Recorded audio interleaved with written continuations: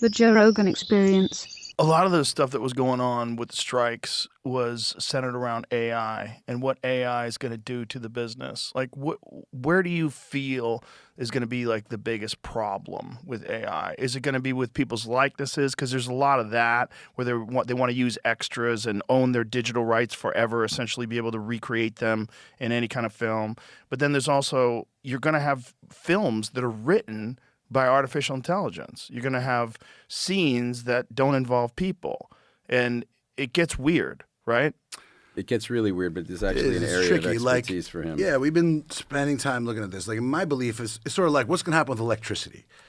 Well, a lot of shit's going to happen with electricity. Some of it's going to be good. Some of it's going to change stuff. Some of it's going to be like, is going to be, shit that kills a bunch of people. Like, it's opening a door that you can't, say, well, talk about it in a kind of a blanket way. But I think with what I see is, like, for example, if you try to get ChatGPT or Claude or Gemini to write you something, it's really shitty. And it's shitty because by its nature, it goes to the mean, to the average. And it's not reliable. And I just can't even stand to see what it writes. Now, it's a useful tool if you're a writer and you're going, what's the thing? I'm trying to set something up, or somebody sends someone a letter, but it's delayed 2 days and it can give you some examples of that. I actually don't think it's very likely that it's going to be able to write anything meaningful, and in particular, that it's going to be making movies like from whole cloth, like Tilly Norwood. Like, that's bullshit. I don't think that's going to happen. I think it's not. I think it turns out the technology is not progressing in exactly the same way they sort of presented it. And really, what it is going to be a tool, just like sort of visual effects. And yeah, it needs to have language around it. You need to protect your name and likeness. You can do that. You can watermark it. Those laws already exist. I can't sell your fucking picture for money. I can't. You can sue me, period.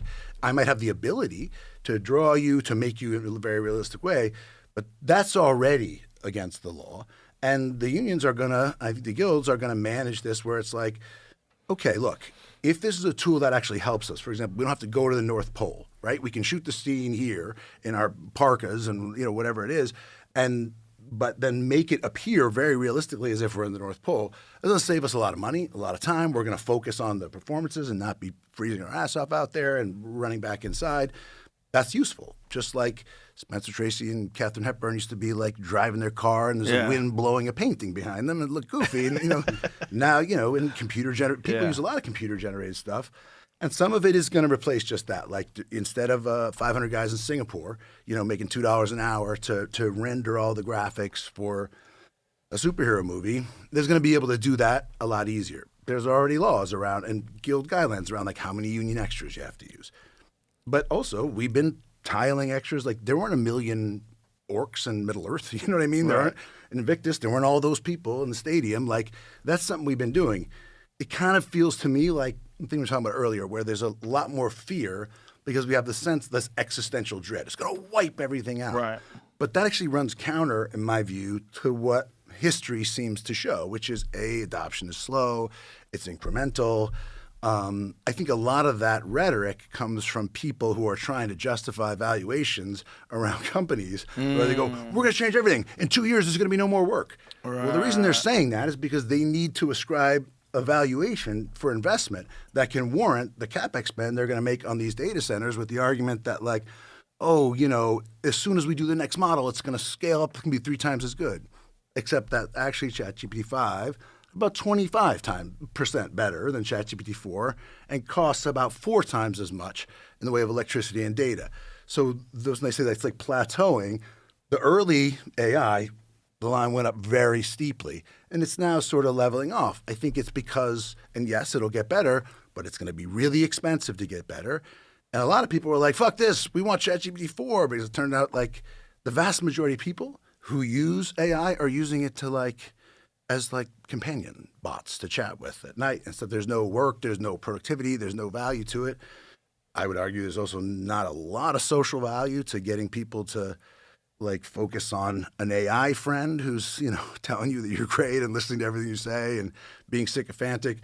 But that's sort of a side issue. I think for this particular purpose, the way I see the technology and what it's good at and what it's not, it's going to be good at filling in all the places that are expensive and burdensome and they make it harder to do it. And it's always going to rely fundamentally on the human artistic aspects of it. Well, I think the more it becomes ubiquitous, the more people are going to appreciate real things that are made by real people. You know, like you still appreciate a handmade table. You know, you're gonna appreciate Did you see The Beast in Me, Claire Danes? Yeah. No, I didn't. Great. Yeah, I heard it was great. That lady, whoo, It's terrific. whoo.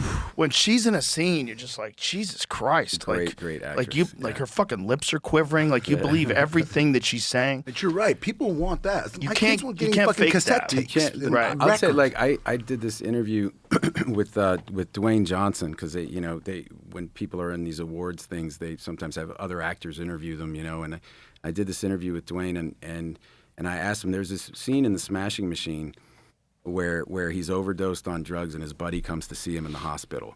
Yeah. And it really walloped me, this scene. I thought it was so great. And I asked him, and I was just like, can you just tell me about this scene? Like, did Benny Safdie directed it? Did Benny write that? Did you work on that scene with them? He goes, no, we actually worked on it together. And I go, well, but how did that scene come to be? And Dwayne goes, well, my father was an alcoholic, and I don't remember if he said substance abuser or alcoholic, but I didn't know the man. I don't want to impugn him, but he had a substance issue, whatever it was.